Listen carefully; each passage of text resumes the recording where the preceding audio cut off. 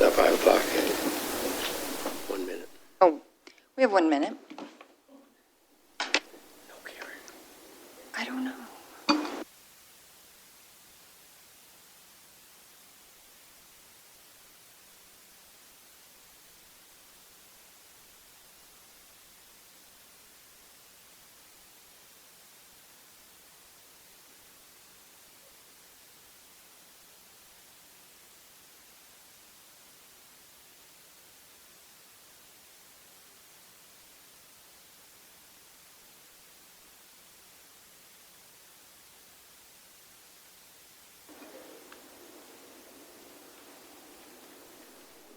We'd like to call the meeting to order.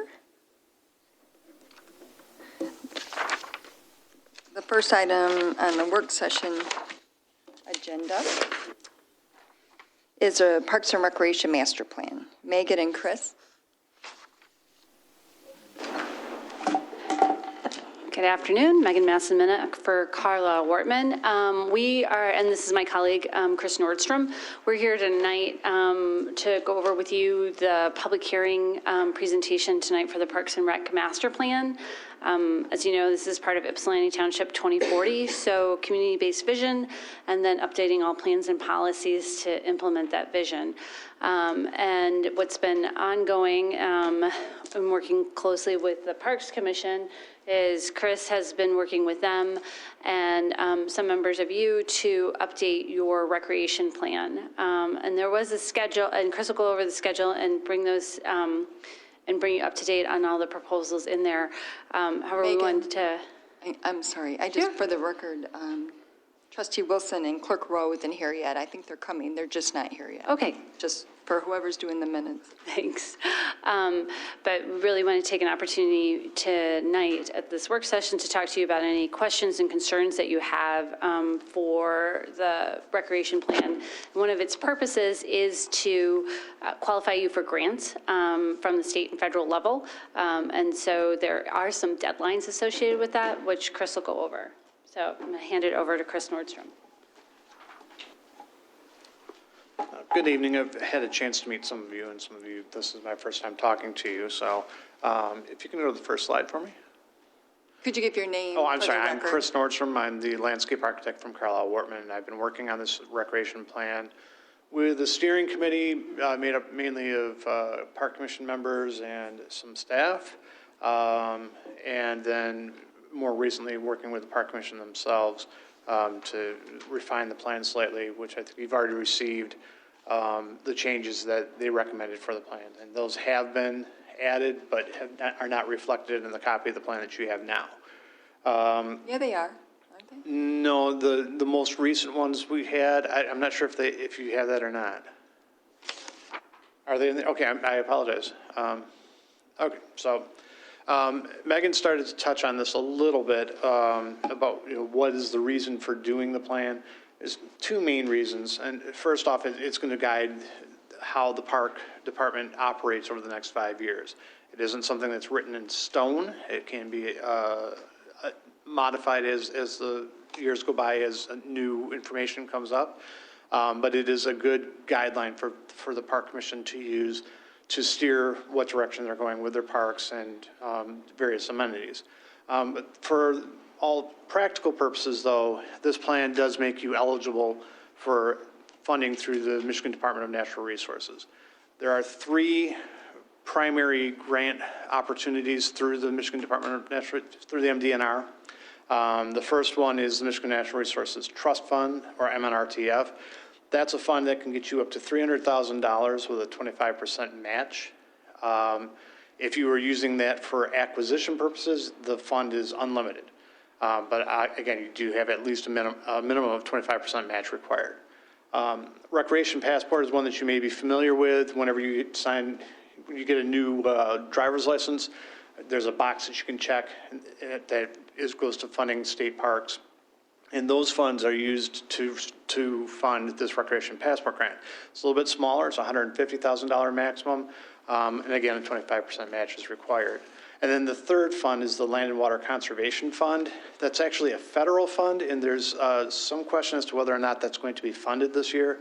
So I'm steering people away from applying for that particular grant. Here again, it is up to $300,000, and a 50% match is required. Go on to the next page. Why aren't they doing the third? Because of the federal shutdown? No, there's just some question about whether the current administration wants to fund that particular grant. So it may come back, I don't know, but for now, I think it's probably wise to use the other funds.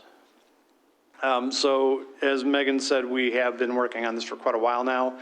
It's actually started back in May of 2018 when I met with Supervisor Stumbo. And then on June 4, we informed a steering committee to work with this. And I went through and did an exhaustive tour of the parks, looked at every one of the amenities that you've got. In June through October, there was an online survey that was available. It was advertised on the township website. There are hard copies available here and also at the Civic Center. And then there was also a survey held from September to October as part of the larger master plan effort. We refer to it as the Cobalt Survey. On September 10, we had a recreation open house here at the Civic Center. We had about somewhere between 20 and 30 people. It's a little bit difficult to tell exactly how many showed up. It was a full house, though, and they were out there for about an hour, hour and a half talking before Park Commission meeting. On September 27, then I met with the steering committee to finalize what we had heard and start to coalesce everything into a recreation plan.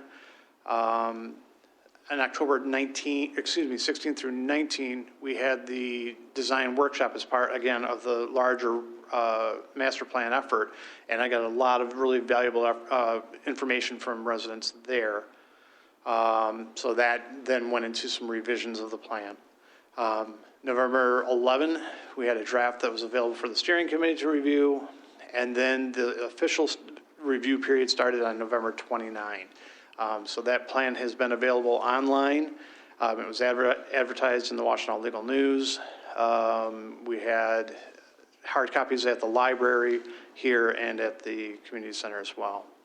And then on January 7, I met with the Park Commission. We went over the plan. They had a few more changes for me to make, which, as I mentioned earlier, has been incorporated into this plan. And they recommended that the plan be adopted by you.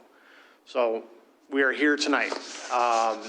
There will be a public hearing as required by law as part of the regular board meeting. Typically, a community will have the public hearing and adopt the plan immediately afterwards, but that doesn't have to happen that way. The only thing that I would stress is that we have to have this uploaded to the DNR website by February 1st. If you do not meet that deadline, that doesn't mean everything is lost. The plan is still good. It's just that you won't be eligible for grant funding this year. And it would be going into effect the following year. And that grant deadline for all of the 3 grants that I mentioned earlier is on April 1st. So. May I ask a question on that? Yeah, please. Do we have an idea of what grants that you want to apply for on April 1st? Is there Not at this time, because you would need to, I'm not even sure we know exactly which project you'd want to apply for first. I mean, that's something that needs to be worked out yet. This plan offers a lot of suggestions, and there's a lot of needs for the park system right now. And it's going to be up to really need to work with the Park Commission. David might have a better idea of something that he feels is a really pressing need, or you as the board may have an idea of something that you feel is a really pressing need.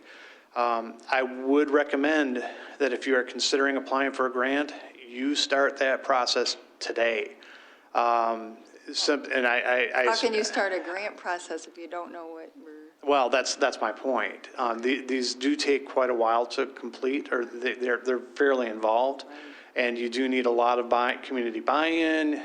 Certainly there's governmental buy-in.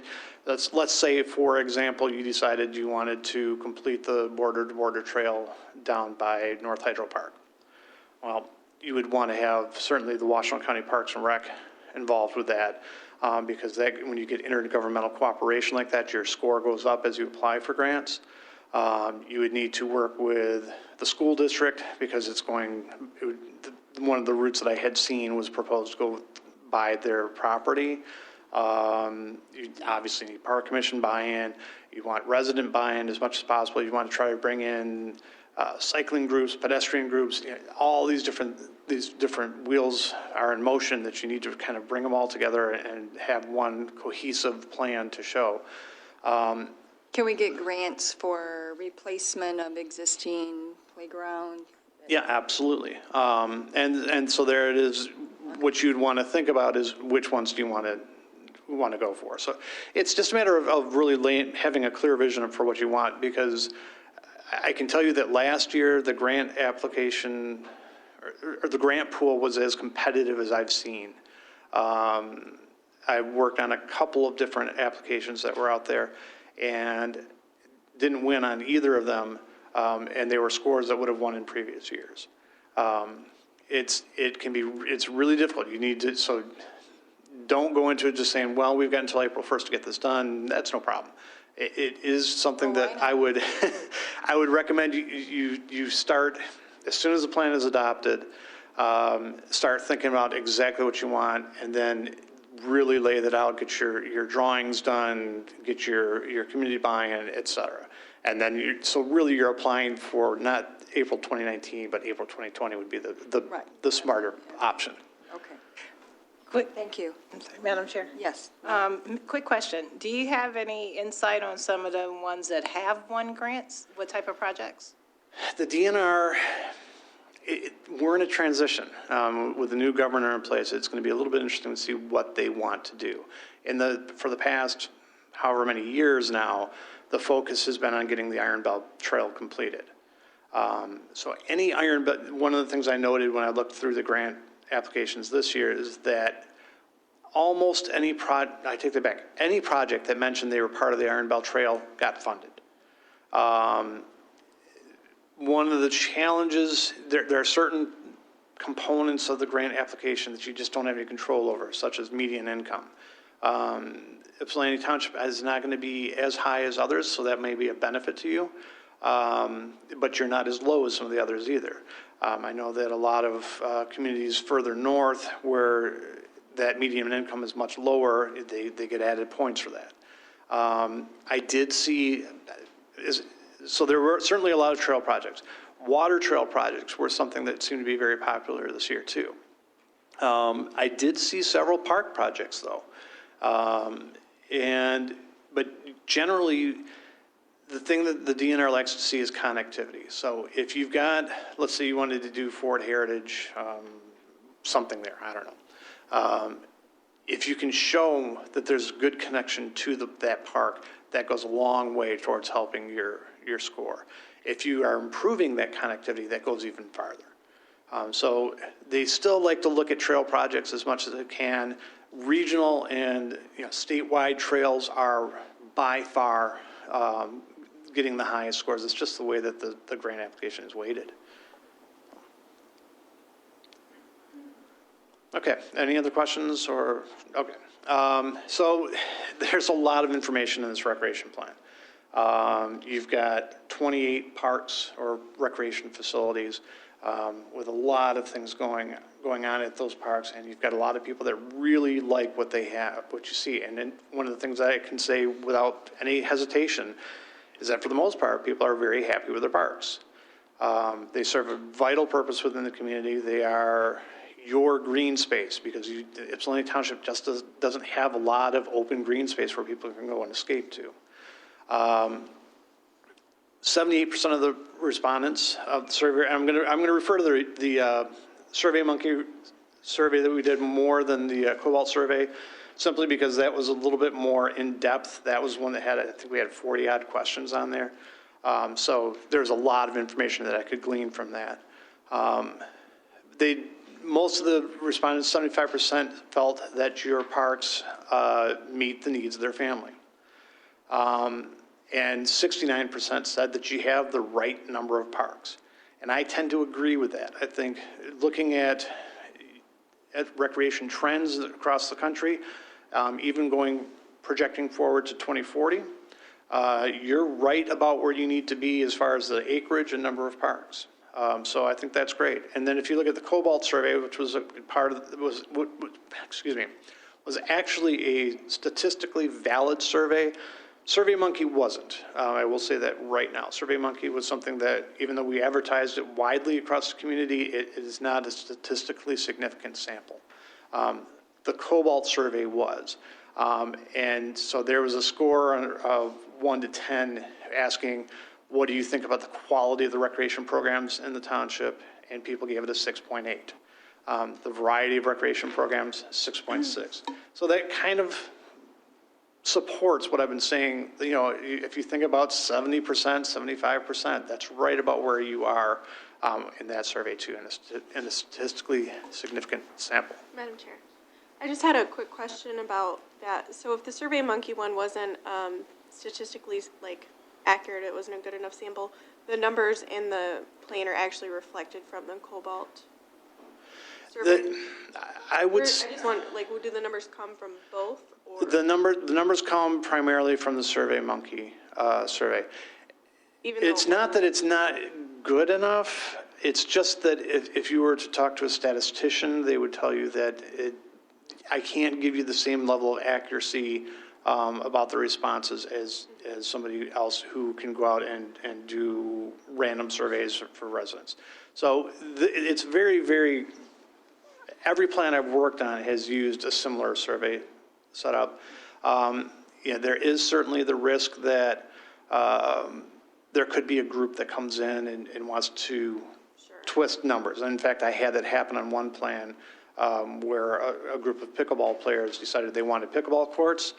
And I had, I think, 30 or 40 answers in a row that said nothing more than pickleball on every question.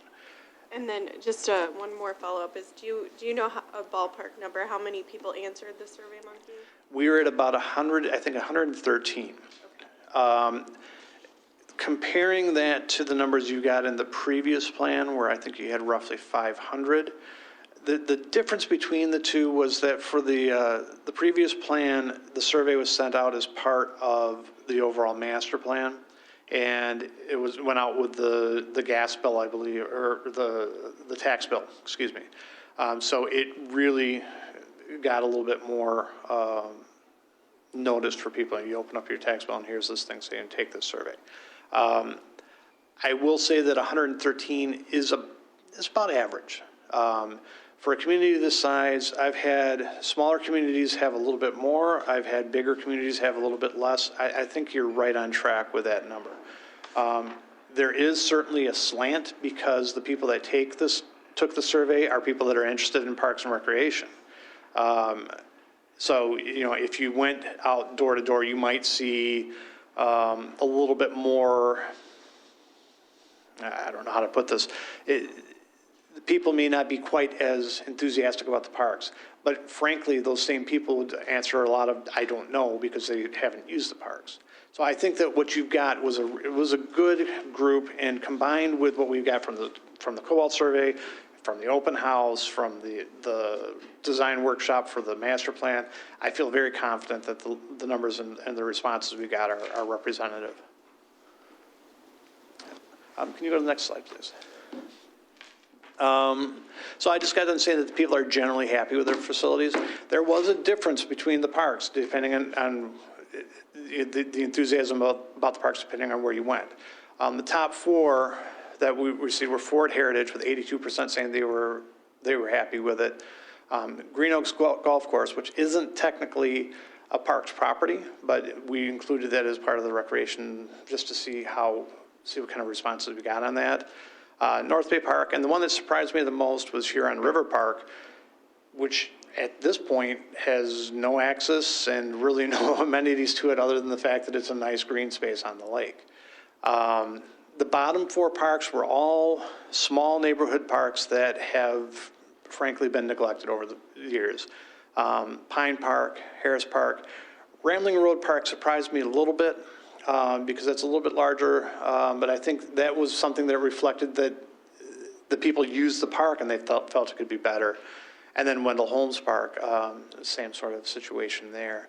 When you talk about upgrading equipment or doing work, those neighborhood parks might be something that becomes a priority for you to think about for grant applications. But again, that's something that needs to be discussed.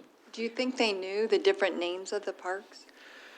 Like, Yes and no. I didn't know. There were a lot of I don't knows. And frankly, we had a few people that said, I had no idea we had this big of a park system. And that's not surprising. When you look at neighborhood parks are specifically intended to Right. serve people in that neighborhood. So if Exactly. you don't live there, chances are you're not going to know that it's that around. could be why they're on the bottom. Yes, exactly. And Ford Heritage, obviously, that's a community park. It's one of your crown jewels, and people know it and like it. It was, designed to be accessible to everybody, and I think that the township residents really appreciated that. Well, just here in River Park, I'm not sure if people even know where that's at.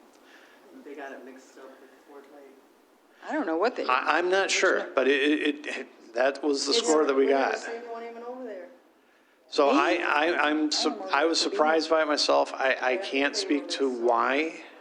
It's the location of the Huron River Park is directly across where the bees are. Right. They're- There's nothing there, so I don't know why that scored as high as it did.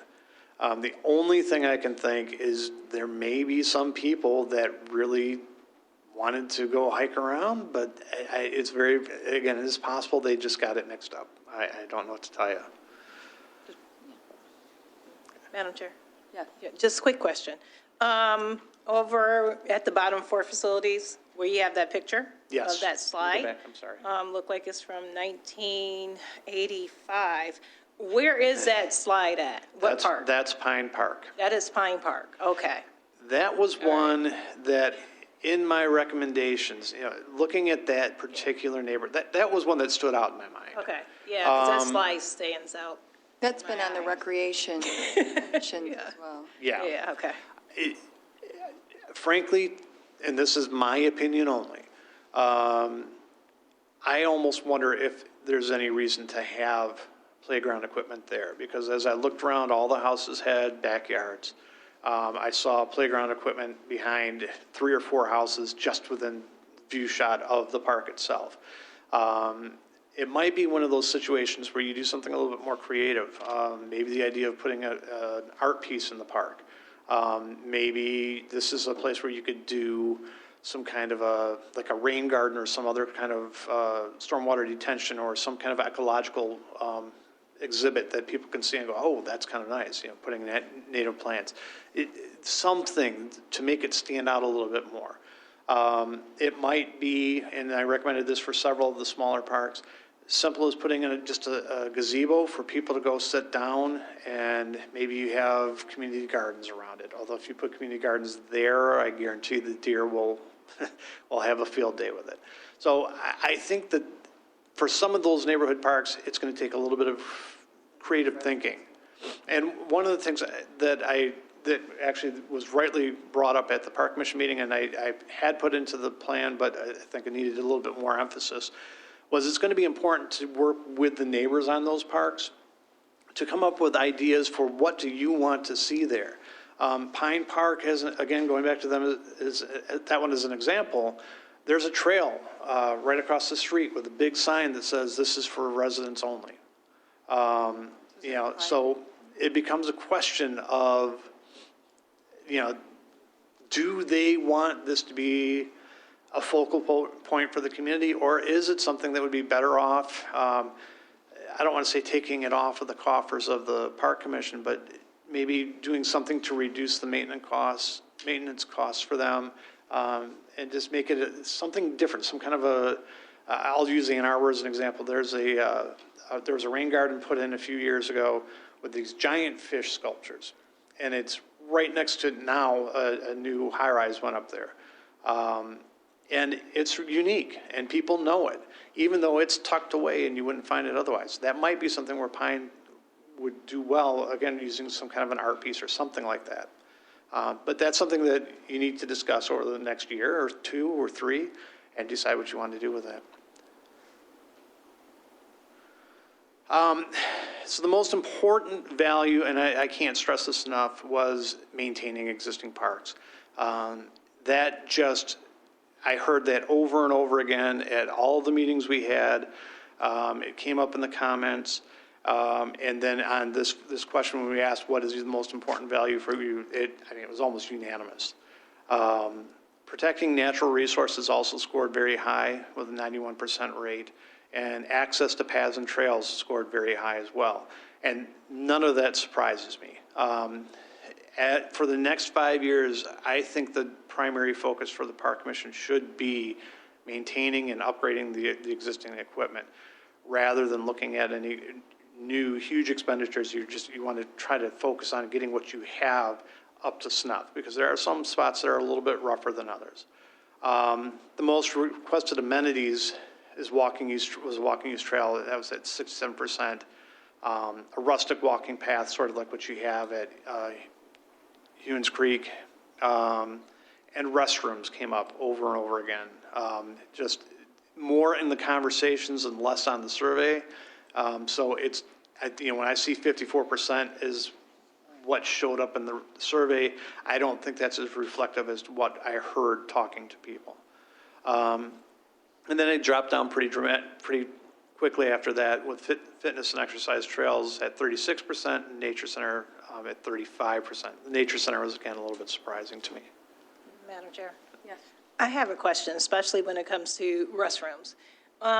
In other communities, right, what is the best practices in regards to keeping the restrooms open, but not having vandalism inside of the restrooms, especially with limited staff? It's a challenge. Because it is a real where that challenge. balance is, yeah. And I wish I could give you a good answer on that, but I don't know that anybody has really figured that out. They do, with some of the newer restroom facilities, they now make it possible that you can go in where you shut the door and it literally flushes water through the whole thing and cleans it out that way. But that still doesn't address if somebody decides they want to go into a baseball bat and take out a sink. Having eyes on the park is the best way to deter vandalism, bar none. If you have decent lighting, if people think that people care and that they're watching, that's the best way to prevent having frankly bored kids coming in and spray painting or doing other acts of vandalism.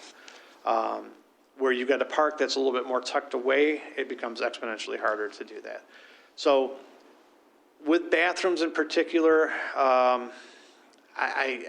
there just isn't a really good answer for that, other than you just need to, when you have a limited staff, it's going to be difficult, and I don't know a good answer to give you. Pittsfield uses porta-johns. I don't know, I know we have experience at porta-johns at Fort Heritage, so And maybe we can see what kind of problems we have with that. yeah, porta-johns work, but the challenge is if you've got a young family, one of the things I heard a lot was, I want someplace where I can take my kid to wash her hands. And we've all been in situations where you go into a porta-john and you do it if you're desperate. But that may be what you need to do. And it's one of the things to consider. I don't know necessarily that you need to have restroom facilities at every park. Certainly the neighborhood parks, I don't think that that's necessary. When you get into the community parks, something like the one that I heard a lot was Apple Ridge Park, which kind of is on the edge between being a neighborhood and a community park. It gets a lot of use, and I heard stories of people going into the woods and using that as a restroom. So that might be a spot where you do a little bit larger, semi-permanent porta-john situation. But when you get into your Fort Heritage, North Bay, et cetera, there it's going to be important to have those true bathroom facilities set up, because that is one where you've got larger gatherings, families there, and that you really want to make that kind of shine. Madam Chair. Yes, Just trustee along Rowe. this restroom topic, since we're already there, and this is just my personal opinion, but I just really struggle when we make decisions based on one or two groups of people possibly vandalizing things, and meanwhile, we're like prohibiting the rest of our residents from having access to a place to go to the restroom. So I think it's weird that we choose to make decisions based on a few people doing the wrong thing. You know, I struggle with that. Yeah, I understand your point, but playing devil's advocate, the problem is that those one or two people cost a lot of money. So it's a balancing act, and again, I don't have a good answer for you. I've worked with a lot of communities where they do leave the restroom facilities open year-round, and it's not a problem. But I've worked with others where they've shut them completely. So that's just something that, unfortunately, it's going to continue to be a struggle for a little while, and it is something that I know that the community wants to see included. Can we go to the next slide, please? One thing that was a little bit disappointing to see was that there was very little interest in programming. Only 21% indicated that programming was very important, and 72% said they did not take advantage of recreation programming. I think part of that problem is just simply the hours that programs are available. I did have a couple of people say that I would love to take some of these courses, but I work, so I can't come in. And if they're not available in the evening, I'm out of luck. I think it serves the senior population very well right now. When we were at the community center for the design workshop, there were a lot of seniors using it. And, you know, I think that the people that do use the programs like them a lot. They all indicated they were very satisfied. If you get rid of the don't know answers for all the different programming options, everybody said that they liked it. So I think there needs to be a little bit more marketing on the part of the Park Commission and the programming department, and really listen to what people want to have available to take part in, and certainly try to figure out ways to make it so it's available at times that might be more conducive for people who are working your standard 9 to 5 hours. Do you think the size of our community center might be part of that as well? There was a lot of, and I'm going to get into that in a minute. Okay, I'm sorry, go But no, I think it's a legitimate question. There certainly was concern that the community center, that as you have it right now, is a little bit outdated and it doesn't accommodate some of the programs that people would like to see. So there was a push for a new community center, and I don't want to jump ahead too much, but definitely that is something that, the location of the existing community center means that you're really limiting people that are south of Ford Lake. And B, it just doesn't have some of the features like a pool or a large gymnasium or the types of meeting rooms that people want. Some of the new community centers that you see out there are pretty spectacular beasts. And if you have a partnership with another recreation provider, that can be something that can go a long way. A really good community center that I saw, I'm trying to think where, now I'm blanking, I think it was Southgate, has a partnership with their YMCA and is spectacular. The people love this building, they use it all the time. So let me jump onto trails a little bit, non-motorized transportation. I am in the process of working on the non-motorized plan right now also, so there will be yet another plan for you all to review at some point. That one is going to get much more into detail than we could possibly do on the recreation plan. But you've got a community, at least based on the survey results, that's very active, that like to walk and run and hike and bike. Where 83% indicated they walk, hike, or run multiple times a week. 66% bicycle regularly, and 82% said they want to see the trail system as you have it now expanded. The only area that didn't jump out as being really active is kayaks and canoes. which is kind of ironic because you're right on the Huron River and you've got a great amenity there that I think is underutilized. But what I don't know, and I can't tell from this particular set of data, is does the lack of canoeing and kayaking reflect the fact that they don't like to do it, or is it a fact that they don't have any good access to do it? So that's something I'd like to pursue a little bit more as we get into the non-motorized plan. So big ticket items. Some of these are bigger than others. Dog parks come up in every recreation plan I do. People like dog parks. And here again, we had that. It wasn't an overwhelming cry for dog parks, at least in the survey data, but I did have people talk to me about it at every meeting we had. And it did come up a lot in the open-ended questions. The question becomes, where do we have one? And this is one of the changes that we made based on the Park Commission recommendations. I think they were correct in saying the concern is putting it into some sort of a community park where you've got available parking, because if you put it into a neighborhood park, it starts to overwhelm the neighborhood. There were a couple of neighborhood parks that I thought would be good candidates originally, but I think that they were correct to say, no, we need to focus on looking at the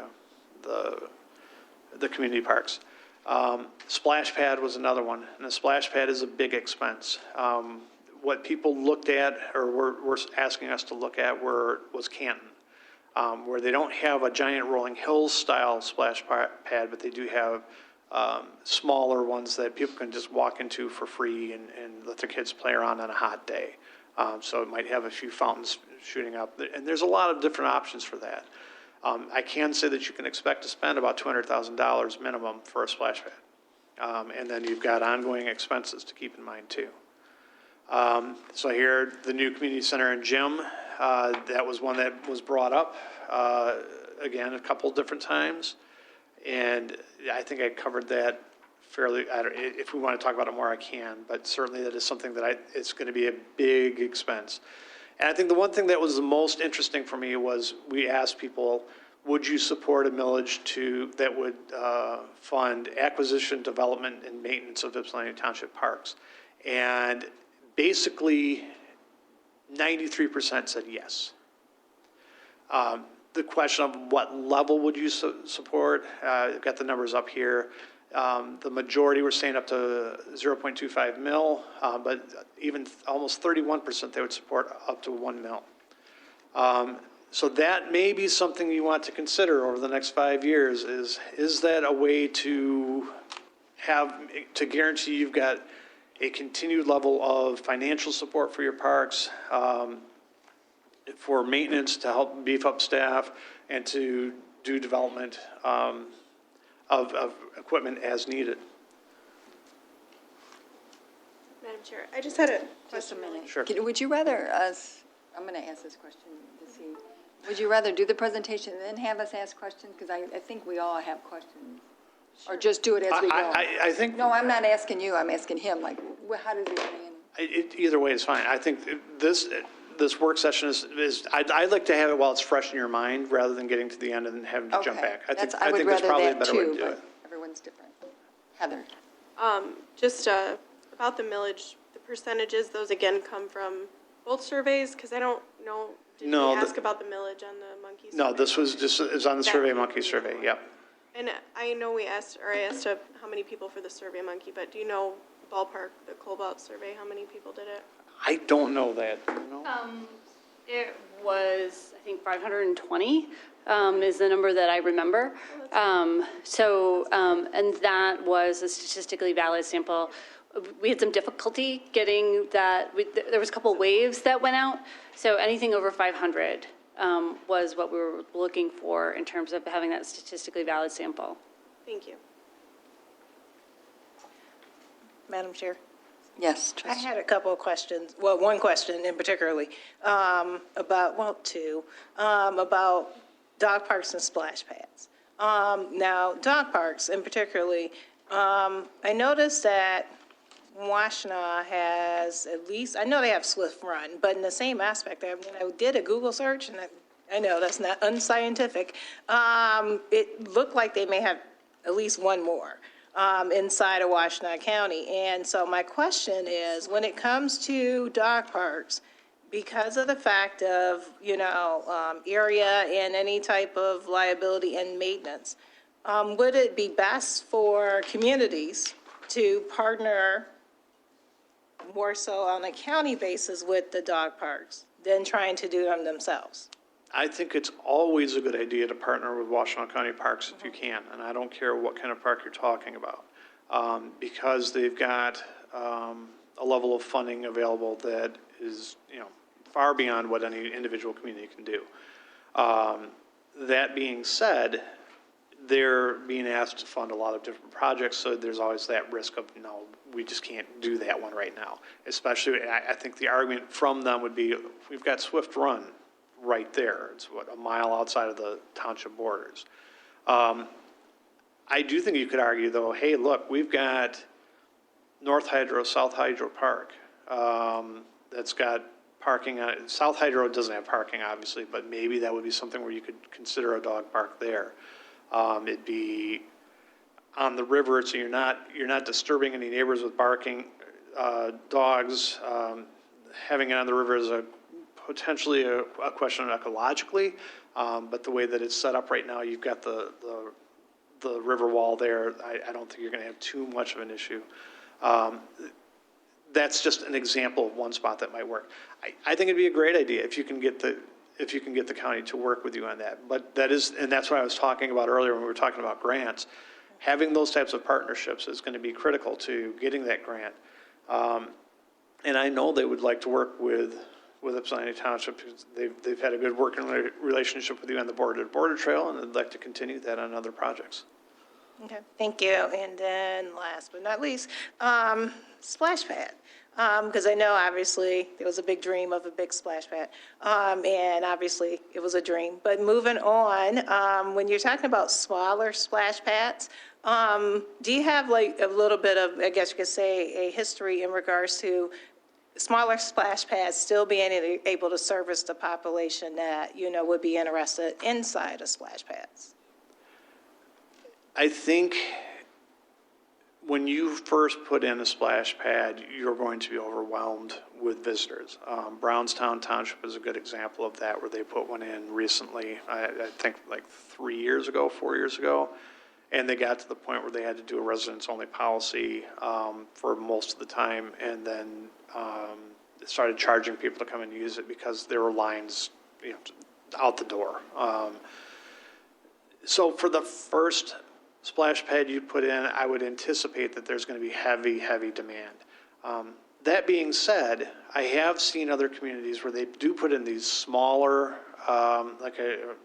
almost just a fountain, and it might be something that would go in front of Township Hall, so it doubles as a fountain for just the pure visual joy of seeing that, and also something that kids can play around in on hot summer days.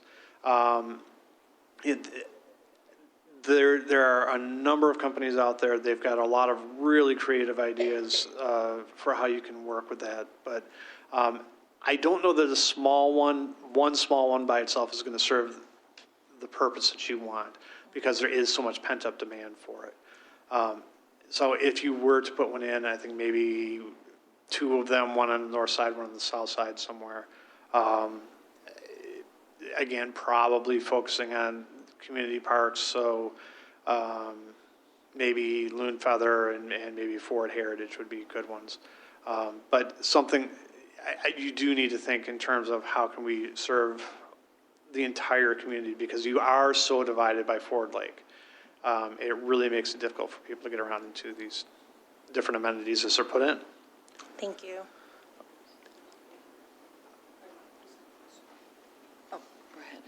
I had a question. Was there any specific questions asked related to the splash pad and funding?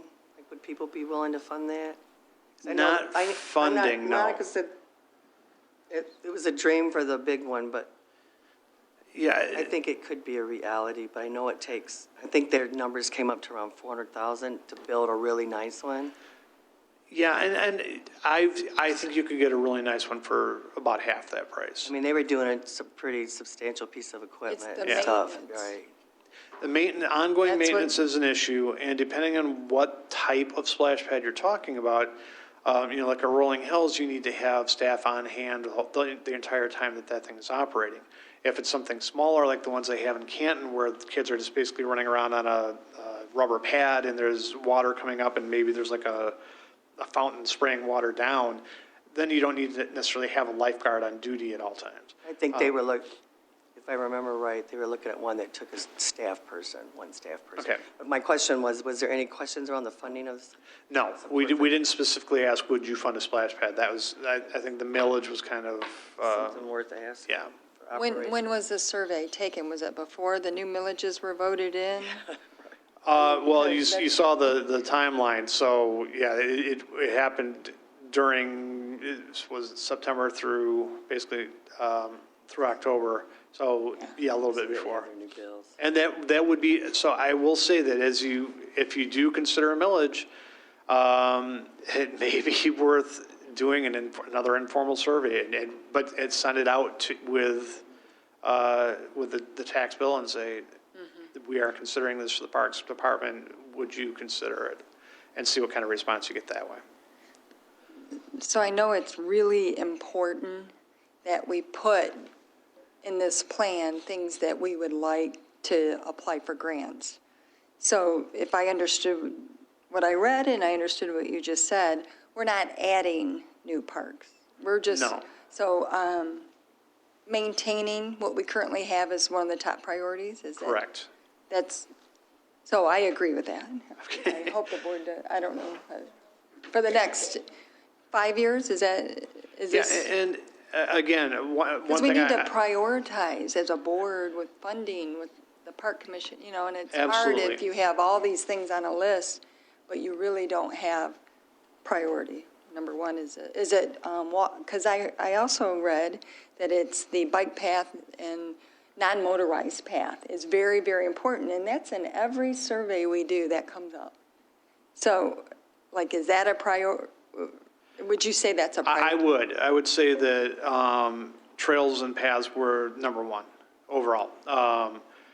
Dog parks were high, the three big ticket items that I listed were all high, and I think you could easily make an argument for any one of those.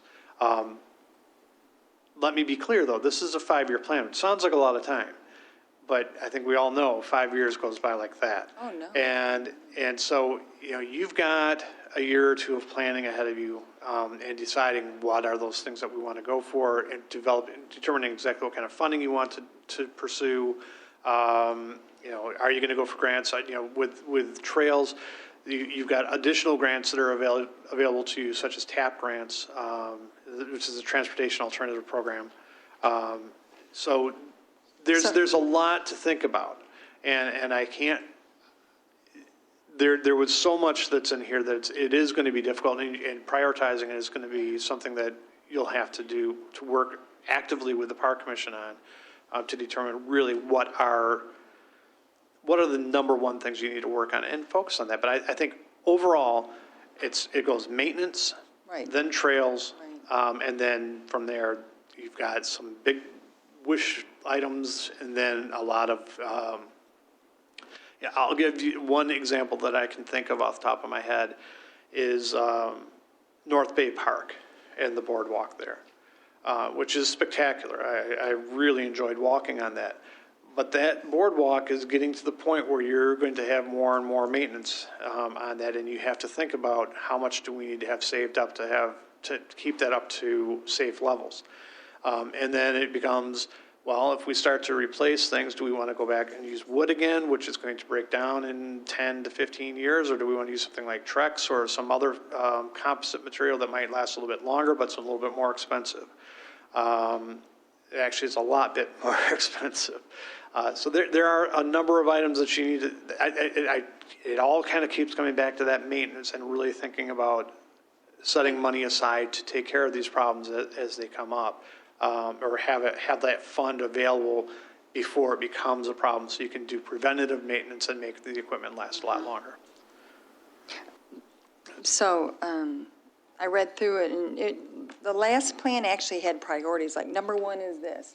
This is our top priority, this is number two, and it was easier to look at as, you know, a board member and say, oh, I see that the Parks and Recreation Master Plan wants to replace these specific play equipments, and that was in the previous plan.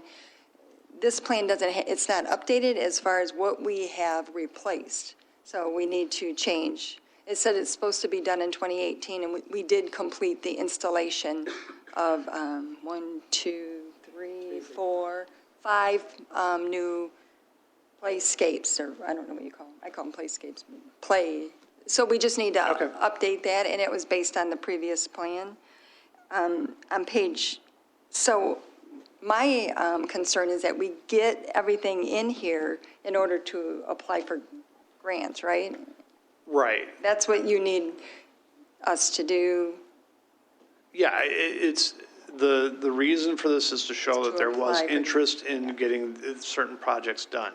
Okay. The reason I don't specifically go through and say this is number one, this is number two, is because your priority is going to change from month to month as you go along over the next 5 years.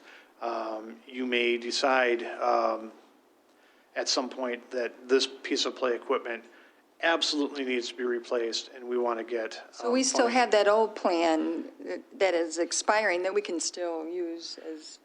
Yeah, and if it's something that you're interested in doing, you know, I can certainly try to rank these. Well, I think the Park Commission has provided the actual, I'm not sure, but it's hard I feel like we're throwing everything at it, and there's no real clear path. No pun I intended. would say that what you're seeing here are all. Everything, right? Yeah, it is. Okay, It's- and- that's the way I read it. Yeah, so I don't know that I would, again, I would not, Be specific? yeah, I think it's better to have something in there that shows that this is something that is Okay. an Well, issue for the community. So on page 17 for farmland, that is important, and that's come up in several surveys that we have, the preservation of the farmland. I do know that there was county funding for Stabler Farms, and they actually purchased Stabler, I think I'm saying it correctly, farms, and they do education out of it. Right. So should we put, like, for preservation of farmland, for recreation, education, should we put that in there? We can, Well, no. if this is something that the board feels is important, then we can put that in. There is, we generally, the plan does talk about preserving open space where possible. Oh, you talk about farmland too here. Yeah. But at the same time, we're talking, we just got done saying that there isn't a lot of interest in adding to the park department's portfolio of properties. So the question becomes, do we want to preserve farmland through easements or some other fashion? It isn't necessarily something that's put on the backs of the Park Commission to take care of. Yeah, no, this was the county did it. And it's an educational. Right. It's a really cool opportunity, you know, So- for people to learn about farming as well as other educational classes throughout the year. Yeah, I understand that, but the question, this is a question for you. So are you proposing that you want to partner with the county to preserve some of the farmland, or are you proposing that we should have in this plan that the Park Something Commission? similar to Stabler Farms, you know. And that was a Okay. partnership. That was a partnership, yeah. Chris, can I? Sure, please. I think there's a difference between having language about partnerships and pursuing those, and then actual acquisition. So if you're looking to acquire farmland and make that an active park that has that demonstration project, or to do some things, that would be a change in here. But that would mean you're taking more property in and acquiring it. What we've seen most other communities do when they have a portfolio as big as yours is that then they'll pursue those partnerships that you were talking about with Washtenaw County and others, and not necessarily take the acquisition onto yourselves. Right, I wasn't suggesting, yeah. So I just didn't know if we should mention it here, but basically, no. I think there was language in the beginning, there's a paragraph about farmland Farmland, preservation. yeah, that's what I Yeah, and that would, Chris, correct me if I'm wrong, that would be enough to set up a land conservancy or working with any sort of nonprofit or Washtenaw County or other Parks and Rec authorities to do that partnership. Yeah, I agree. Just insert that. Yeah, so I'm sorry if I was a little confused about what you were trying to accomplish there, but there is certainly language in there about developing partnerships with various agencies, and there is definitely language in there about preserving open space, and as you said, there's the language in there about the farmland. So if that is something that you would like to develop a relationship with the county, the state, any one of these nature conservancies, what have you, there's a lot of options out there that you can certainly use. And then if you were going to try to pursue grants to fund that in any way, you would have that language available so that you can refer to in your grant application. So maybe a sentence could be added about that, preservation outside of us. Yeah. Sure. The other thing is we can make sure that there is strong language about that in the master plan, so that the two documents agree with each other, and then also strengthen one another, because if you have it in two, it's better than one. Exactly. Madam Chair? Yes. Yeah, I had a question and a comment, actually. So comment goes back on your statement, Madam Chair, in regards to I think it was that with the previous park commission, what we did is that we took the parks, right? And we put a A, B, C, right? And so basically, A meant that was, vital to be done. B meant maybe, obviously it's still vital, but we may have to kind of prioritize that in regards to the A category. And C meant, well, we would love to get that done, but in the same aspect, it depends on if we can get the A and B priorities first. I think what would be maybe helpful is to take the column, and it was in the back of the plan, and then maybe update what has been done, because there's been a lot of things that have been marked off the list as the A priorities. So whether that was upgrading equipment in some of the parks, those were A priorities, and a lot of them got done. So I think that would be helpful. Maybe that can be incorporated as the updated parts of the plan that has been completed, so that way you can see what has got done, what still needs to be done, and obviously, what can be planned for the future. So I don't know if that is helpful, but I just figured I'd make that comment. I can certainly go through and add a table line as an appendices, or appendix. Yeah, and there is, in this plan, broke it down a little bit differently. We did it as long-term, short-term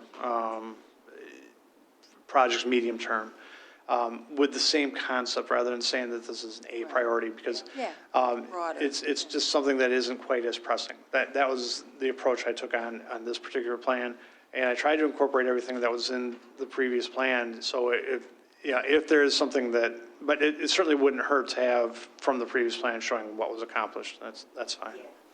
Okay. The last item, unless there's any other questions, I don't want to stop you here.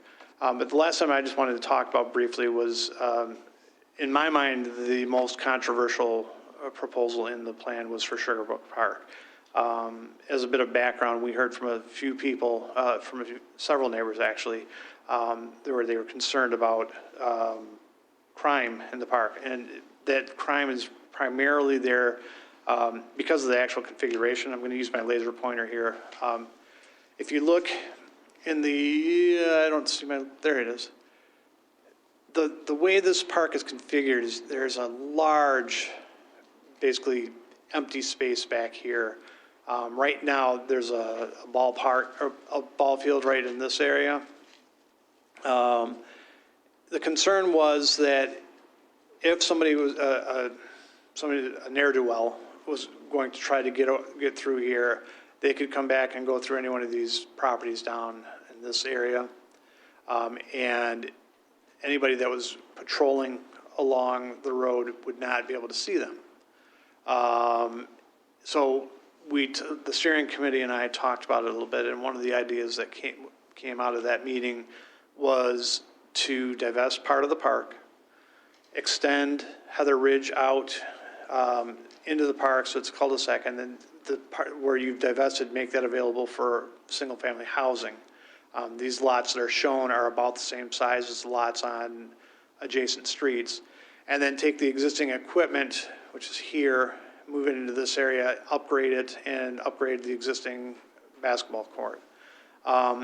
We took this to a neighborhood watch meeting and asked the residents there what they thought of this. And I can say that while there wasn't, a lot of hurrah, that's a wonderful idea, there was really no negative pushback either. One of the things that when I talked to the Park Commission about this a little bit more, we emphasized again that it's going to be important to work with the neighborhood groups to see exactly what they want to see done with this park. One of the things that came up at the Park Commission meeting was the idea of adding lighting and security cameras. I think that's a good short-term solution for that. And then see if that takes care of the problem. If it does, great. You still would probably want to update some of the, at least the basketball court area. But you could, the play equipment itself is relatively new and in decent condition. This was a drastic change, and so I wanted to make sure that this was something you saw. The rest of the park plans basically talk about, again, mostly maintenance, but this is one that I was concerned that might cause some issues for people. And so far, I've not had too much negative, I haven't had really any negative pushback other than the concerns that the Park Commission brought up and we addressed. So adding housing is part of our recreation plan? I suggested that you consider divesting part of the park and using the money that you get from that development to then help fund reconfiguration of the remaining portion of the park. That way, the idea being that by having housing on that south side, where they're all facing towards the park, this goes back to what I was talking about with the bathrooms. You've got eyes on the park, and the incidences of crime and vandalism are going to drop down pretty dramatically. I've heard conversations from that neighborhood about where the Kettering, Kettering is moving a park possibly there, so it is more visible but like. Did Yeah. they? Yeah, okay. Yeah, we did.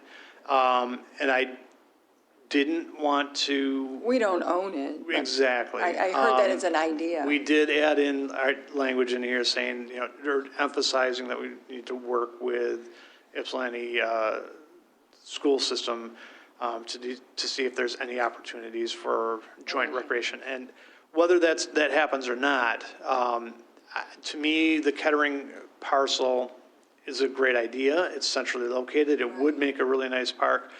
But even if you did acquire that, then the question becomes, what do you do with Sugarbrook as it is now? Do you leave that there and still have it a park, or do you take this and then say, okay, let's make this whole thing housing? And that would be a neighborhood discussion, right? Yes, yeah. So I think the neighborhood is very interested in that Kettering parcel. I just don't know if it's realistic to try for that, knowing the situation as it is right now. This is a solution for, if we just say Kettering is a nice dream, but for now we've got to address what to do with Sugarbrook. I think this would be a solution. And frankly, if it were something where you thought Kettering was available down the line and you did extend Heather Ridge out, you could potentially have housing on the south side ready to go. And then if Kettering happens, you take the equipment, move it over there, and now you can develop the north side with housing too. So it's just a way to bring in a little bit of revenue to help upgrade the existing equipment. You would lose the ball field, but frankly, that ball field as it stands right now is unplayable. It's basically a rusted backstop and overgrown. So it's too big? Is that park too big? The configuration is the issue. So, Okay. yeah, and by lowering it, it becomes more of a neighborhood park, like a mini park, than the neighborhood park that it is now. But it still is an amenity available to the community. It still has most of the equipment, just not that ball field. And you can, by going this route, you suddenly you now have funds that you can use to pay for these upgrades, as opposed to taking it from the general fund or, having it kind of slip under the radar a little bit. I'm not sure if I support the residential part without talking to the residents. So. Oh, no, and this I just wanna was, again, the way it's worded in here is consider divestiture. So everything that's in this plan is written to reflect that these are ideas and that they do need to have buy-in from community members. It doesn't matter whether you're talking Pines Park, if you're talking Wendell Holmes, or which one, whatever you kind of work you do, it's going to be important to have the neighbors come in, meet with you, talk about what they'd like to see there, work through it a little bit, decide what's a realistic thing, because I guarantee you everybody's going to want to have a splash pad, and a lot of people are going to want to have a dog park, and you're not going to want that at every park. But that's adding new things, and our priority is to upgrade what we currently have or maintain Yes. it and replace. Right, so, but in some situations, there may be something where somebody says, hey, we need new equipment here, or we need equipment, Right. period. There may be somewhere there's just not enough. Rambling Rose is an example where somebody might say, right now you've got a basketball court that's defunct. They might say that we don't want a basketball court there, but boy, we'd love a pickleball court there. I'm just saying that as an example. So there's something where it's a new piece of equipment, but it's still in the maintenance mode because you're upgrading what is there into a new option. So this is deliberately vague in a lot of respects, because I want this to be something that it's a living document. So if, as you have these neighborhood meetings and you work with people, they say, we want whatever amenity there. If it's realistic for the community, then you can put that in there and work with it. And it may take an amendment at some point. There may be something that we just could not foresee in this plan. But the plan is deliberately vague enough to allow that flexibility so that as you go forward and you try to apply for grants, you've got that option. I personally don't think it's a good idea to put residential as part of the park plan. Is that because, and the only reason you want to do that is because you think it will generate revenue for it? No, the only reason I'm doing that is to prevent crime. That is the primary reason for that. Oh, you said to generate money to pay for it. Generating money is an option, or it would be, exactly. The prime focus, prime reason for doing that is so that you have eyes on the park from all sides. As it is right now, you've got people's backyards looking out on the parks, and they are concerned about it. They're saying that it's too far back in that corner up against the freeway. If the police are driving along the main road, they cannot see people back there. It's like Harris Road Park, same thing. There's a lot of That's another, activity that that is goes a good on. example, yes. Yeah. But this was one in particular that because of the configuration of the park, because of the shape of it, that something like a little bit more drastic measure in my mind and in the steering committee's mind was warranted. And so we're suggesting this as an alternative. It doesn't mean this is the end-all, be-all park design. And it is something that you will want to get neighborhood feedback on, and they may have other solutions that they want to see implemented instead. But this is an alternative. And the reason I'm showing it to you now is if this is too drastic, then we should take that out. We can take it out and just put something else in there, leave it even more vague, saying work with neighborhood to determine what. Well, I know we're trying to address the security issues with lights and cameras. So, Right. I mean, I know that's one way, And that, something we're attempting, getting quotes on and whatnot to do, but I'm not sure. I don't want to put, I don't like the statement you made where put houses on that land so that we can pay for the recreational upgrades.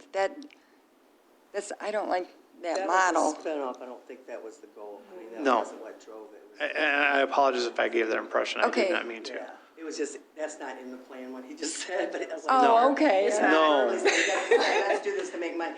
I It's, have a follow-up question on that. Is that big enough for, because I know we have a shortage of ball fields.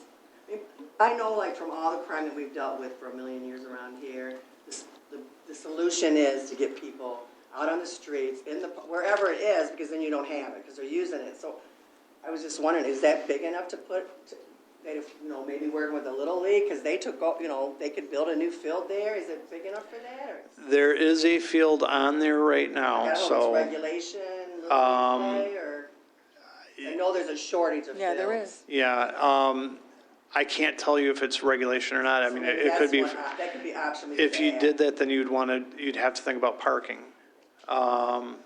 So and it does change, think of it in terms of this is a neighborhood park.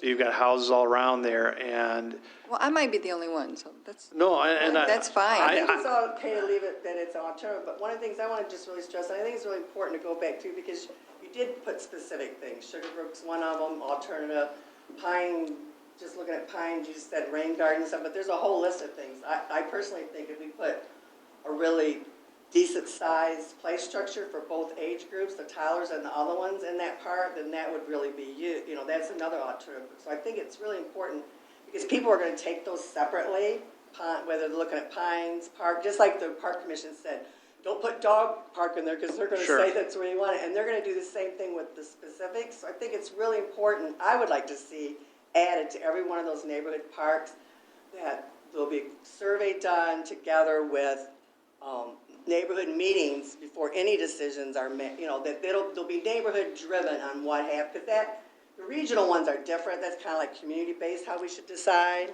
But for those neighborhood ones, they're their parks, and whether Ramling Road wants to get rid of that basketball hoops and put something else, you know what I mean? So, I mean, if there was a way just to come up with a common sentence or two that just says the township will work with, maybe not surveys, because maybe we don't want to do surveying, but we'll work, Park. with the neighborhood to design, what those changes should be that would help. Pines There Park was is- recommended to be removed last time. There is a complete section in the goals and objectives that talks exactly about that. But I can certainly put a statement on each one of the neighborhood parks saying that work with neighborhood groups to determine, yeah, that's fine. And it's not like we're definitely going to take out all your equipment and put rain gardens in there. It's going to be about what they want. Right, okay. Madam Chair? It's very wet there. It's a very wet park. It's hard to mow. It's a lot of issues going on with Pine Park. Yes. Thank you.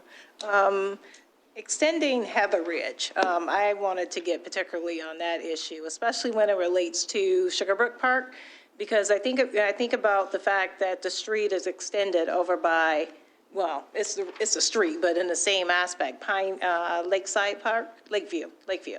And what it does is that it allows for parking within that circle. And put more eyes on that park. So just say, for instance, you didn't have that round circle over by Lakeview, it just stopped at the end of the street. I mean, you would mean the still. cul-de-sac? Yeah, the cul-de-sac, yes. You would still have eyes, but it wouldn't be the same thing. I know that parents feel more free to let their kids out because they can park their car right at the edge of the cul-de-sac and walk them over to the park. When I look at Sugarbrook and I see extending Heather Ridge into the park, I see that if the pie in the sky does not happen with Kettering or the land of Kettering, which is owned by somebody else, I see that as a solution in order to put more eyes inside of that park. You're going to have basically, at that point in time, you're going to open it up to people that says, okay, now I can drive into the park and watch my kid or have a stroll or play basketball, in comparison to right now, it stops at Andrea Street. And technically, there's no parking anywhere around there unless you're just parking on the street. So when I see extending Heather Ridge, I see that as a solution to some of the safety concerns, because now you can have people drive themselves into that park. even though it is against the wall, it opens it up a lot because now you have cars going into the park in comparison to cars sitting on Andrea Street, and you have to let your kid out or whoever it is, and, they're just going into the park, which you may not be able to see from Andrea Street. So I just wanted to highlight that because I think that is a really good solution. If, obviously neighbors agree, but I like that solution. So I just wanted to highlight that. On the administrative structure, there's a lot of just small changes that need to be made. Yeah, With the I received the comments on that, and I've made those changes already. So if there are other ones, just let me know, Okay. and we can make those And changes. then on the budget and funding, on page 35, it says that in recent years, a good portion of the proceeds from the millage has gone towards sidewalks and roads. I'm not sure if that's accurate. That was what I was told, that's been in there Okay. since, so if that's. Because like roughly 500 and some thousand is for the rec center, a couple $100,000's in there for Green Oaks, and then the township transfers 300,000 to the revenue for the bonds on the roads. I think the big change has been operations. We used to have that BSR 2 that we used totally for capital. Now it's actually used to, because of cuts in revenue. I think that's probably a fair statement. It says, though, that in recent years, a good portion's used for sidewalks and roads.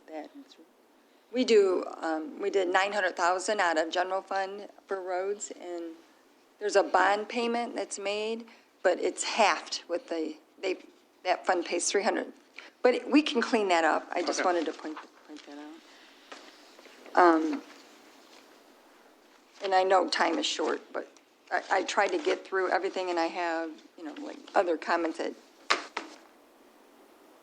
perhaps we can do, because we have to have the public hearing today. Right. We don't have to take action on it today. We just have to do it by the 29th. Is that when this? That would be the absolute latest, because I will need time to make changes and, yes, exactly. Okay. I just had a technical Clerk, question. Ruth.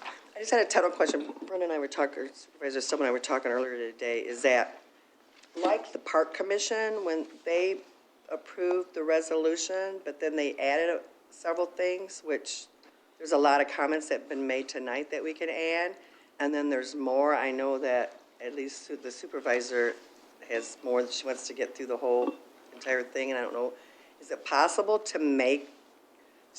approve the resolution with the changes as outlined tonight by the various board members? Yes. And leave a caveat that says that also any additional changes arrive, or amendments or ideas that you receive by, give me whatever the deadline is that you need, that we could just say that we respect each other, and if Monica wants to send something, or Heather, or Jimmy, or whoever, that we could add those? I know you have a deadline too. I'm trying to think how to word the second part of that. Well, if it's okay, but- we could figure that out. Yeah, guess, I mean- between now and the board meeting. Yeah, It's yeah. not public, though, like, the comments aren't Changes. made in the public, yeah. I'm just saying, like, I think that if we have, I would say get the changes to me as soon as possible, so I can make them, we can get the draft finalized, and then if we have a special meeting on the Then have a 29th that meeting. is strictly for adoption, that's fine. That's fine. Madam Chair, I just have one. Trustee Rowe? Thank you. I have just one comment that I'll make publicly, so I don't have to email back and forth with anyone. But I just, as a board member and as a mom in this community, would really love to see our parks being open all year round, just to promote wellness, health, and, getting out for our communities and the members. My kids go to a daycare on Textile, and I've had 3 or 4 different family members comment to me that some of their favorite parks are closed for the winter, even though it's been unusually nice. So that's my only comment that I would like to see somewhere in the plan. so we're putting comments like that in the plan?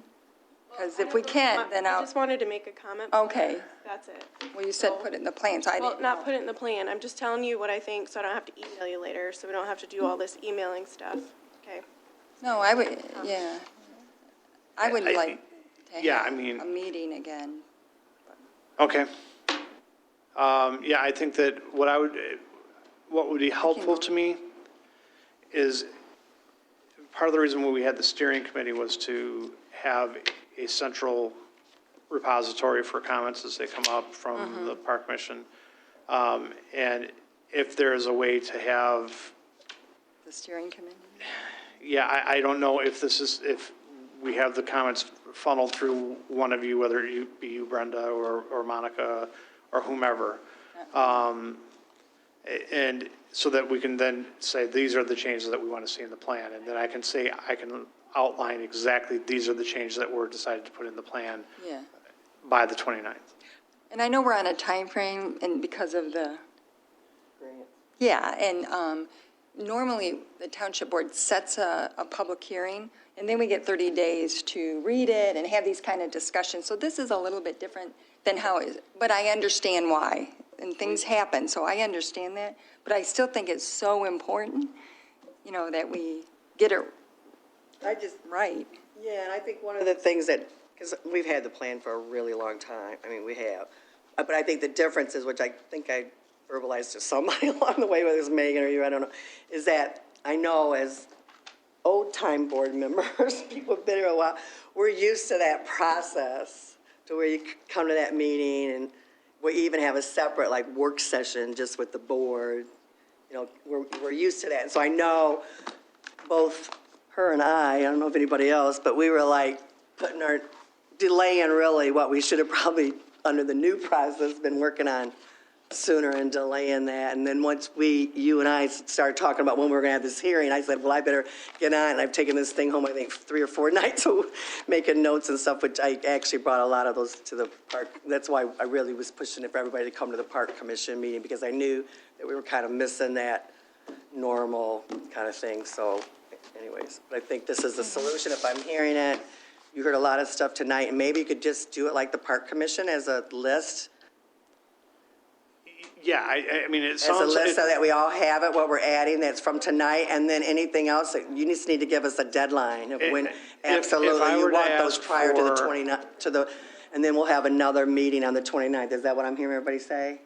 And I'm sorry, but I thought that's what we were doing, because I was looking at the page, in the document that says that we will actually adopt it on January 29th, and that's kind of what I've been, Yeah, but we had those, we had lots of emails going back, which I shared with everybody from Megan, saying one plan was to do it tonight if the lawyers said we could, and the other plan, and so once Angie did this great thing on, all the laws and that we're all good to go for tonight, and I did share that, but I didn't say, hey, folks, get ready because tonight's the night, but- Is it realistic to Madam ask Chair? you to Maybe I have, did, I don't know. is it realistic to ask you to have comments to me with, a week from tonight? Madam Chair. If we're going to meet on Tuesday. Monica? Thank you.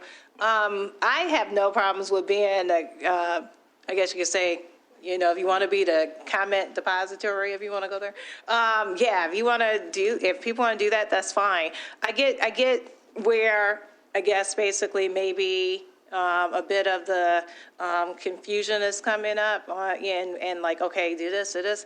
I think basically we need to have the comments actually put in, and then from that point, it may need to be a special meeting in order to make sure that those comments have been shared with the public. And then from that point, it could be the plan is adopted if need be. I think that's basically what it's a smaller timeline than probably we're used to, or even, I know with the last plan, it was actually a 30-day period. But if we want to make the grant funding deadline of February 1st, then I think it has to kind of get smaller. So maybe comments come in, special meeting, discuss those comments, so it will be out for the public to, obviously have comments on. And then from that point, maybe, if need be, another meeting to adopt the plan. I don't personally have a problem with that, but I don't know how other board members feel about it. I just think it's important that the plan is adopted before February 1st. Right. Because I don't want to miss out. This board member does not want to miss out on grant funding opportunities. So whatever needs to be done in order to make sure that process smoothly flows to get there, I'm willing to do that. So can everybody get their comments to Megan and by the 20, that'd be a week from tonight, so that they could incorporate them in a new plan, and then we'll have that for the special meeting? I just have a clarification then, because I'm totally Trustee Rowe? confused.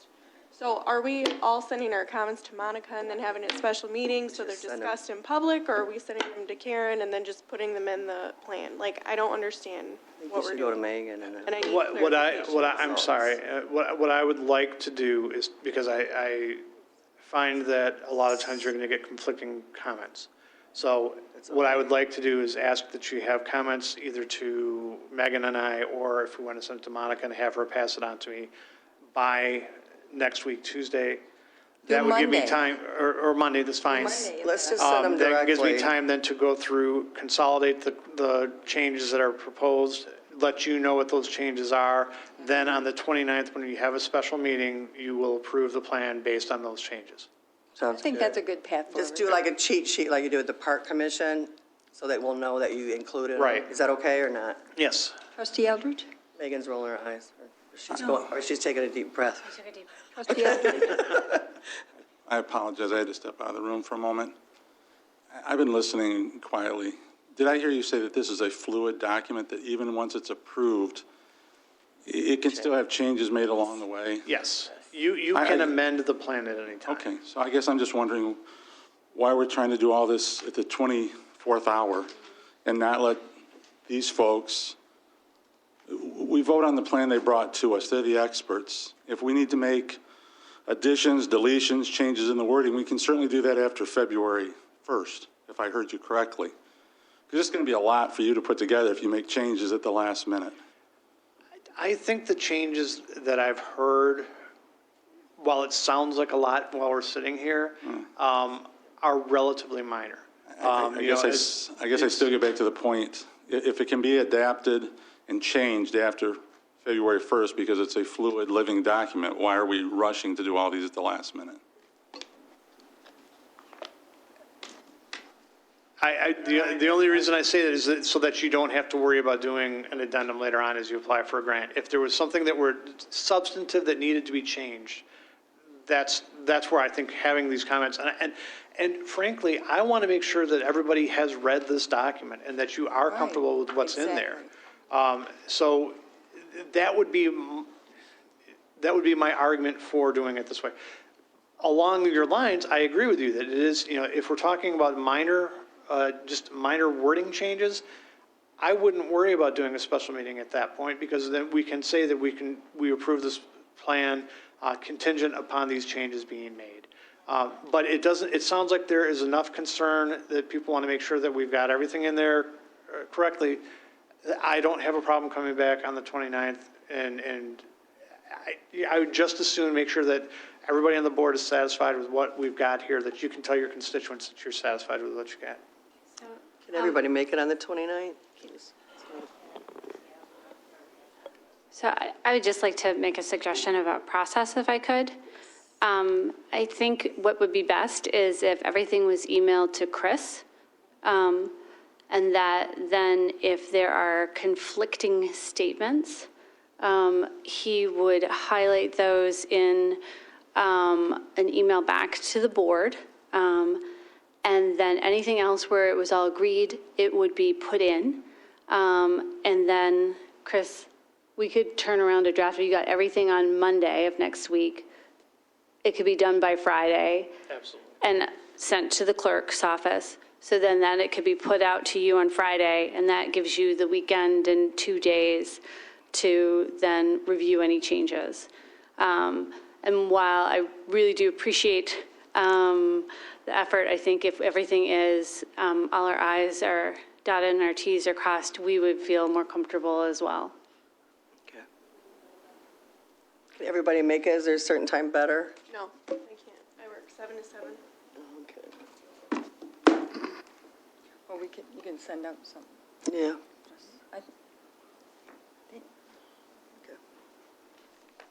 Madam Chair, are there board members going to that Sugarbrook Visioning meeting on the 29th?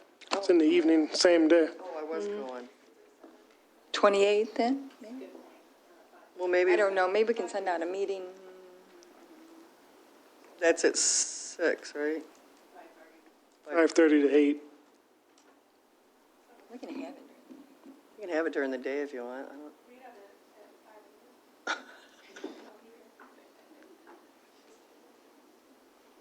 Can folks come earlier? I would not be dressed like this at 5 a.m. We can work that out. Right? It doesn't always work. Like the golf course, a new watering system. We have the original watering system, so don't you think we should, No, that's that would not, not qualify? that's not under the auspices of the Park Commission. It's more like paint maintenance or something. Oh, the golf course Yeah, the isn't, golf or the course is- maintenance? Yeah, the golf Golf course course. is separate entity. But it's part of the recreation plan, right? No, Okay. it was mentioned as part of it, but it's not, it's mentioned In the as a survey. recreation facility within the township, but it's not a park property. Gotcha. So, yeah, if we can just try, are we in agreement then that we are going to try for the 29th, or if it has to be a separate day? Yes, we're in agreement then. Okay. And Clerk Rosen, don't you send out a, I mean, everybody's here. It's easier to do it than go back and forth, but well, I had the 29th or 29th reserved for a or the 28th. special meeting, which is what I would. Can folks do the 28th, Monday? Please don't change it. Oh. Well, honey, we're setting it now. I ain't changing it. Set it for the 29th then. We're already missing another calendar, I guess. Don't change it for me, please. Yeah, we can. Okay. Thank you. All right, thank you. No, that's why we were doing this now. This is part of the process, right? Yes, absolutely. Yeah, I appreciate a lot Thank of you for your work, Chris. good information. Appreciate it. My pleasure.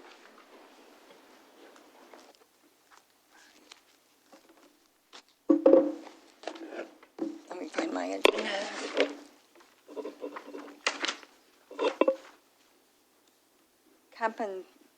I'm sorry. Compensation Committee Review, Trustee Russ Williams. Thank you. So basically, a lot of this information was put in the last time in regards to the background, but what I was able to do is because I know there was a lot of questions in regards to compensation, stipends, across the board. So what I did is that I did some research, and doing research, I found in other communities that, and also through MTA, that the best practice is to do a compensation committee. So please let me explain how that works. A compensation committee is basically made up of a quorum of residents. And the quorum of residents obviously would be appointed by the board. They would go and do their due diligence in order to look at the differences between any type of gaps that exist or may not be any gaps at all. But in the same aspect, if the committee would be able to do, I guess you could say, a thorough job in regards to, okay, is there a recommendation to increase any salaries? Or better yet, the salaries are at par. The stipends are at par. I think, in my opinion, after looking at the various ways that the best practices that include, determining the number of members on the compensation committee, determining how often the committee should meet, determining compensation. That's in the memo, by the way. Making sure that the committee complies with the Open Meetings Act and also FOIA. So any of the information that the committee justifies for their findings would be able to be FOIA'd if need be. And then setting a sunset date for the committee. So, and what that means is that the committee is not all meeting all the time. So if you look in the case of Pittsfield Compensation Commission, which there's an attachment on there for Pittsfield. Pittsfield Compensation Commission only meets every other year, and it's only for a set period. So with their meetings, it's pretty much the meetings are every odd year between the months of September and November, and that's at 1:30 p.m. And when September and November are over. They do not meet again until the next odd year. So I want to make sure I emphasize that because I think it's critically important for board members to understand that the compensation committee is not a committee that meets, every month or every year. And in this case, I also did. And that was Pittsfield Township. There was also an example of a committee in Resort Township, which is up north. And it looked at parity in regards to not only the compensation, if you want to go there, for township clerk, supervisor, but also it looked at any pay gaps that could exist in between any of the groups. I think that's important because and I'll just say it. In any other type of environment, this is something that's done. Whether you're talking in regards to, and I know government is different from corporations, but if you're talking about corporations, you do usually have I guess you could say a parity to look at, especially in cases where, like, for instance, the Park Commission, if we want to go there, they have a different stipend in comparison to other commissions. So I firmly believe that looking at this as a best practice for not only, as suggested by MTA, if you look at the information that was there, but also it's for other township communities that actually have compensation commissions. Commissions does not necessarily mean that they are paid. Anything that comes forward from the compensation commission can be rejected by the board.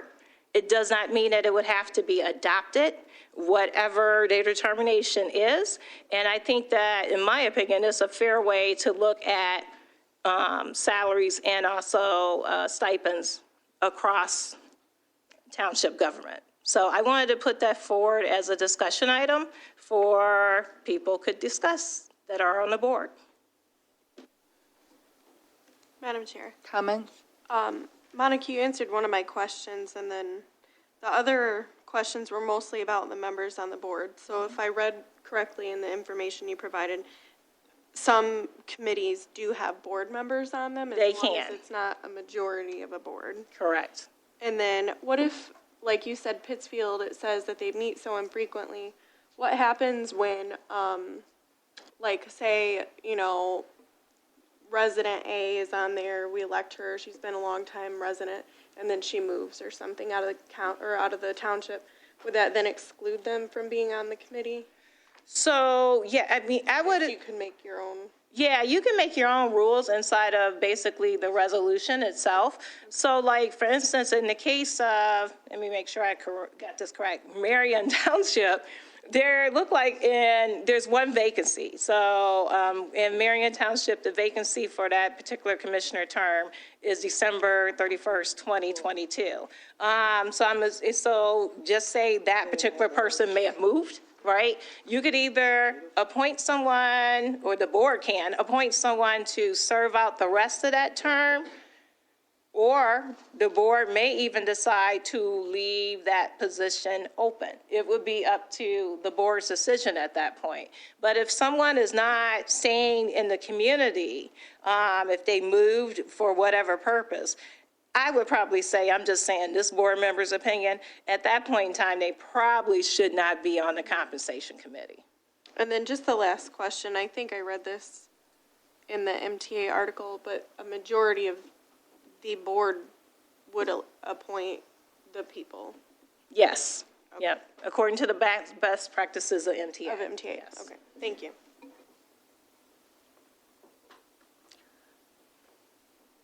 My only comment is that I know we discussed this at a previous meeting. Yes. And it was suggested at that time that we not do this by some more members of the board, because they didn't think I'm just repeating what had happened. They didn't think, comments were that they didn't think that other people should recommend doing our jobs. So as a board member, our jobs as a board member, so I had recommended that we have a committee of the board to maybe look at stuff. And I didn't know if that was. Well, I can only speak for me. I've I heard don't of want- these yeah. I don't want to very speak, well, yeah. I don't want to speak for everyone else. Usually in the workplace, you may negotiate, but in the same aspect, usually you don't decide your salary. You may negotiate for a salary, you may ask for a salary, but usually you don't decide it. But by law, you do here. Yeah, and so, yeah, which You is, have to I vote know, on it. right? Which You have to that's a vote good on point. And thank you for making that point, Karen. But in the same aspect, I think, going back to Trustee Rowe's point, if you're putting, and you can put more than one if you like, if you're putting board members on the committee, they are helping to decide the, whatever it is. And I guess my biggest predicate, again, speaking for this board member, is that I do firmly believe that the majority needs to be made up of residents. No, I agree with you 100% on that, but that was just the comments that were Yeah, and I made agree. previously that, and on some of the articles in here, they also talked about like reviewing other department heads and compensation of more than just, elected officials. And you can, actually, yes, and you can do that. You can actually expand the compensation committee scope to even review compensation as it relates to salary positions across the board. Obviously, union positions are decided by contract, but you can also expand that by salary position across the board. And that may be even, something that could be put inside a resolution as a part of the resolution. Yeah. Madam Chair, I just want to clarify too. I just wanted to ask those questions, not saying I'm in support or not in support of the Right. committee. I just wanted to, you provided a lot of information. I just want to understand the, whatever type of process that is. Clerk Rowe? There's actually a tool on MTA's website, so if you want to know that, if that's something that you want to know, compared, whether it's department heads or elected positions, if you just tell me what you want me to compare them to, if you want me to compare them to TV, taxable value, you want to compare them to population, whatever you want, we could actually spit that all out very easily on exactly what park commissioners, planning commission, HR, whatever, that tool is there to use. It's a little, I'm not very computer literate, but with a few phone calls to MTA and then deciding the parameters, I was able to do that. So that is a tool that's there for our board if you want to know that now. Or if you want, we can do it together. If somebody wants to do it together, we could actually get it up on the monopad in the conference room and walk through it. And you can print those all out too. So. And Just a I'm point not of information. opposed to what you're presenting because we kind of talked about it and then the board kind of said that's not the direction they want to go. But I do support, I know other communities do it and I know why they do it. Ms. Kaiser? I have a question. Our board is an elected body by the people, supposed to be for the people. Why do we have to have another committee to do it? What are we paying the board for? Is that not part of your responsibilities? To vote on it, yeah. We have to vote on it, you're right. I think that's what Trustee Eldridge, I remember pointedly saying last time. We got to vote on it anyway, so. Can you turn on your Oh, microphone? I'm sorry. I just remember Trustee Eldridge, when I kind of concurred, at that time I agreed with them. Madam Chair, Trustee Eldridge? first I would say to Trustee Ross, that is an amazing amount of work you did, and I certainly appreciate it. I still go back to the same thing I said before, that at the end of the day, if this committee is making a recommendation to us, are we not duplicating a service? Still, nothing's been shown to me what past practice that we've had when we've done it as a board has been improper or incorrect, or why it's not working the way it currently is. We have an HR director, we have a supervisor, deputy supervisor, and all these other departments that put the budgets together. And to date, I think they've done a pretty good job with that. And as the resident says, this is one of our statutory requirements, is to be the fiduciaries of the township. So I would feel like we're abdicating our responsibilities and doing our job to give it to another group of people who, in essence, we're appointing. To me, that just presents all kinds of different scenarios that usually don't look well. So I still believe we've been elected, the system in place is working. Why would we change that system? So. Which, thank you for making that point. Trustee Ross? And thank you, Madam Chair. If Compensation Commission does not, and I want to make sure I make this clear, commission does not have to have any associated stipends of any point with the commission. That's totally up to the board. And the reason why I'm saying that is because when we're talking about advocating responsibilities, a lot of times that question comes up around, okay, well, are they being paid? They don't have to be. So that's number one. Number two is, and I'm just going to say it, there has been questions in regards to, if we're looking at org charts, I think that has came up in a board meeting or two, about responsibilities as it relates to who has a more of a robust level of responsibilities than comparison to different responsibilities.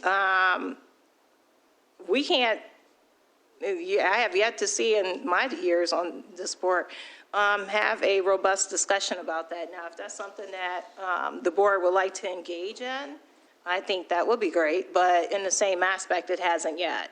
And the reason why is because whenever you're talking about compensation, it can be a very uncomfortable conversation.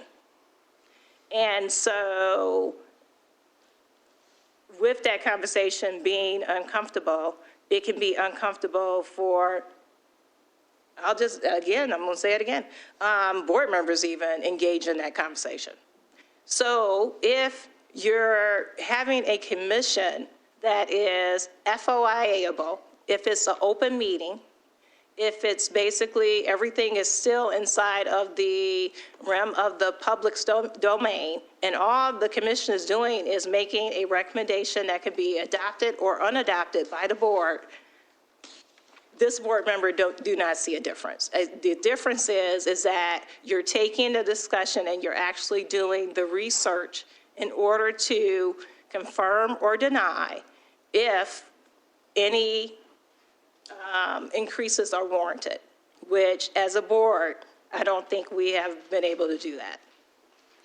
Would you include the Park Commission and the ZBA and the Planning Commission Yes. members that you had previously brought up? Yes, and that's really where it started, is because, and I know, thank you, Trustee Rose, she was willing to actually help, but when I was going in and I was looking at it, I'm like, okay, is there enough time to do the proper research in order to make sure that any increases are actually warranted or not? And I'll be honest, as a trustee, I do a lot and I don't have a problem with that, but in the same aspect, when it comes to doing the proper research as it relates to that, I really don't have that time. And I'm just being honest. And it's not fair for that to be I could say, okay, well, full-time officials may have the time, but maybe they don't, because they actually have jobs and delegated duties that they have to do. So I guess I'm looking at it from around the way point of making sure that a group or entity that does have that can have that time, that does not have to be compensated, that can look at this around the board, whether it includes stipends and elected officials. It does not have to include the salaries of basically salaried employees of the township, because again, like Stan says, we do have an HR department that can do that. But I just believe that, in my opinion, we have not been able to engage in those discussions as a board. Whether that is because it's a uncomfortable subject to bring up, whether it is because, the subject, when it is brought up, is tried to be stymied down. I just don't, I don't believe in that. I don't. I believe that discussions need to be taking place. And if it comes out that it's nothing, then it's nothing. But then let's have the discussion. Let's have an entity that can actually do that. Okay. And they have to take, Just make one, whether you went with a compensation or whether we do it as a full body to decide Park Commission, Planning Commission, or ZBA and all those, and including, future salaries of, board members, which really can't be done until the year of the, you're talking about the next board, if you're talking about reducing anything, but you still are going to have to give them parameters, and the parameters are, do you want us to be judged against taxable value? Do you want us to be judged against population? Because those are the two things. Or do you want some kind of combination? You're going to have to give that direction to them. And frankly, again, you don't really need to do that because it's all there. And it's something that, like I said, it really doesn't take very much time to do it. And it's something that the board wants. That's something that I could pull together. I actually did some of it before already.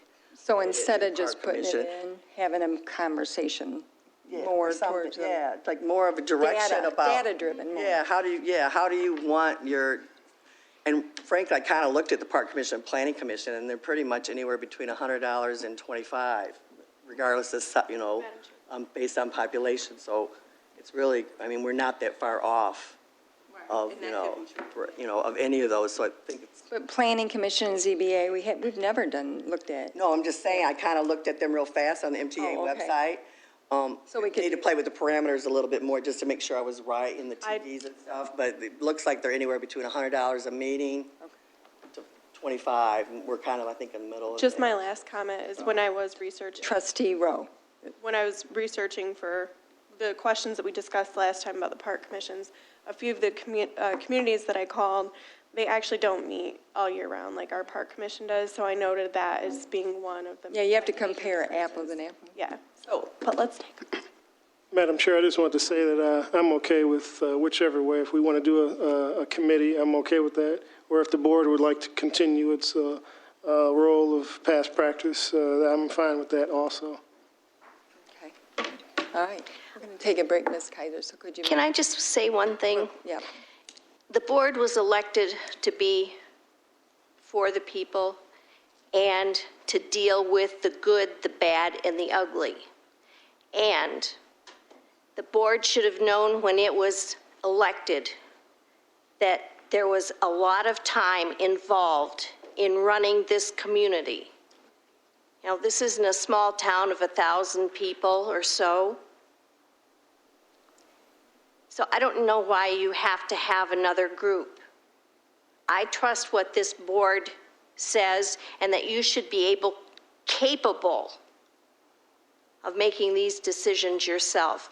The good, the bad, and the ugly, and the dealing with that type of thing. And if not, you don't belong on our board. And in the past, we've just done whatever the unions, the 3%. So the different approach that Monica is like, literally look at all of the data and then make a recommendation. And Madam Chair, I know we need to take a break. If I have it correct, Clerk Rowe has said that if I have it correct, and if I'm wrong, please let me know, that she would look at the data and bring it back to the board. And so if that's the case, then I'm fine with that. But I definitely want to have a discussion about the data. Okay. Well, I'm opposed to having another committee. Okay, we're going to, Mary Jo, we're going to have to do the skate park in the regular meeting. So if we could just take a small break, and the time is? Work session ending at what time? My watch. 6:53.